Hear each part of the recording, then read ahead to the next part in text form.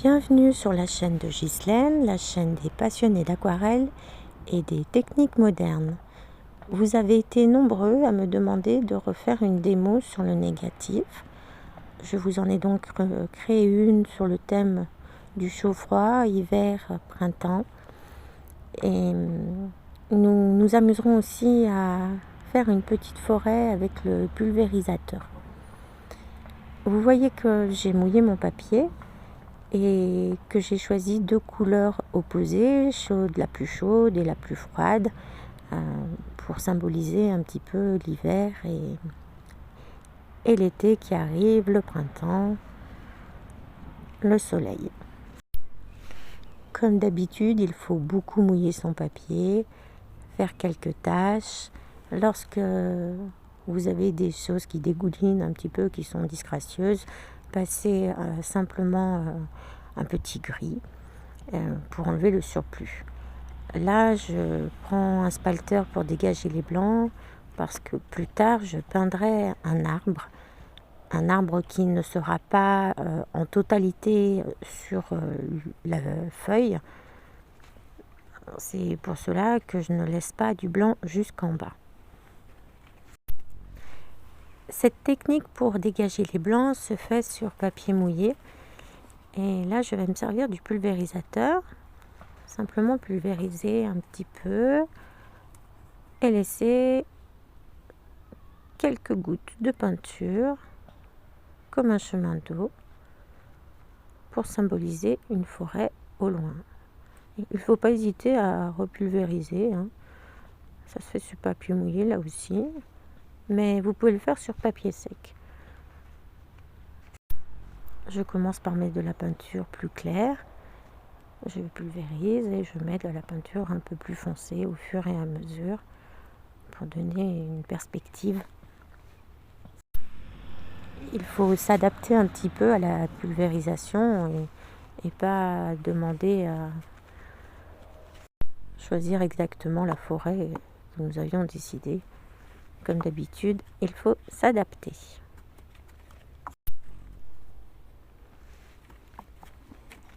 Ici, j'ai mélangé du bleu de manganèse avec du jaune citron pour avoir ce vert un petit peu acidulé. C'est simplement les couleurs dont je me suis servi dans le fond. Voilà, j'esquisse quelques petites branches, quelques petits troncs. Vous venez peut-être d'entendre le coin-coin de mon chien, car je suis dehors. C'est très bien de peindre dehors à la lumière du jour. Par contre, c'est un petit peu plus compliqué quand il fait soleil parce que le papier sèche très vite. Donc ici, je peins avec du vert un petit peu plus foncé. Je garde toujours mon bleu de manganèse et mon jaune citron, dans lequel j'ai rajouté le rose permanent qui se trouve lui aussi dans le fond. Avec un spalter, je vais esquisser les ombres des arbres. Voilà, simplement les appliquer légèrement. C'est un élément que l'on peut fondre dans le décor, au fond parfois, quand on a envie d'habiller un petit peu sa peinture.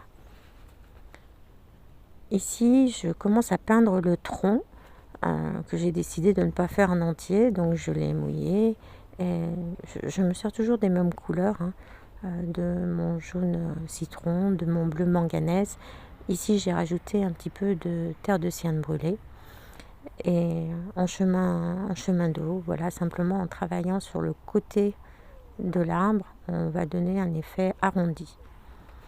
Je souhaite avoir une peinture très légère, très printanière. Je ne vais donc pas forcer les couleurs. J'ai envie de faire vraiment quelque chose de très léger. Pendant cette démo, je vais vous donner un maximum d'informations sur les couleurs, les techniques.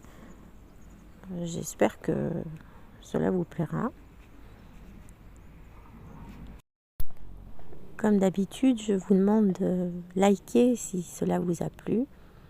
Et n'hésitez pas bien sûr à vous abonner pour avoir toutes les démos que je fais chaque mois. je me suis rendu compte qu'il y avait un beau chou-fleur ici, donc j'avais la possibilité de le laisser, mais j'ai envie de forcer un petit peu le rose permanent. J'ai donc décidé de pulvériser par-dessus mon ancienne forêt et faire une forêt qui s'approche un petit peu plus. Voilà, donc toujours avec la même technique, je pulvérise, je fais quelques petites taches. Au départ, des taches de jus et puis avec un peu plus de matière. Et quelques troncs simplement esquissés avec des branches. Il faut se servir d'un pinceau assez fin évidemment. Et je mets quelques petites gouttes de rose permanent dans la forêt qui se trouve derrière pour les lier entre elles. Je vais mouiller sur les deux côtés de mon tronc pour pouvoir accentuer le fond, rajouter plus de bleu de manganèse et vous verrez que l'arme de cette manière va prendre plus de puissance.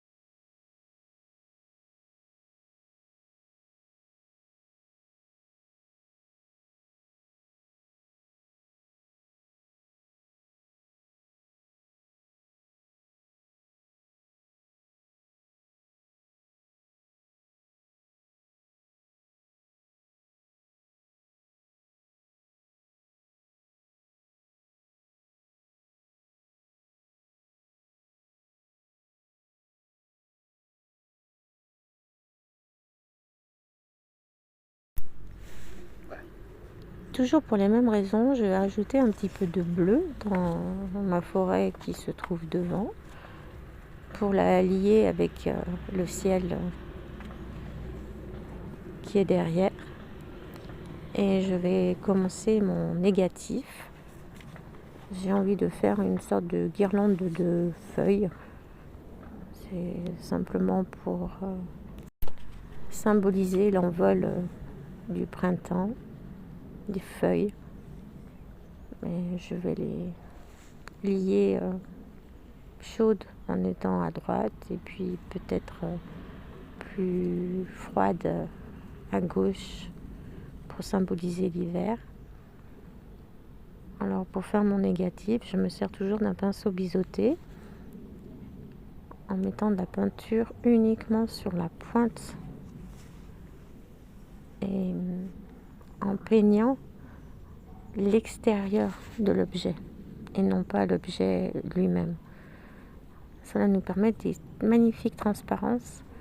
Vous voyez déjà, j'ai commencé à peindre une feuille sur une autre et on aura vraiment l'impression que la feuille qui est sur le dessus sera transparente et permettra de voir la feuille qui est sur le dessous.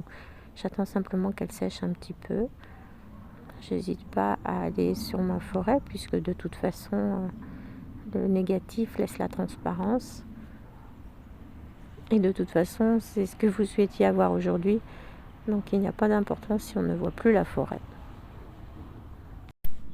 Je vais continuer avec cette technique tout le long et je vais demander à mon petit producteur de vous mettre un petit peu de musique pour finir cette aquarelle.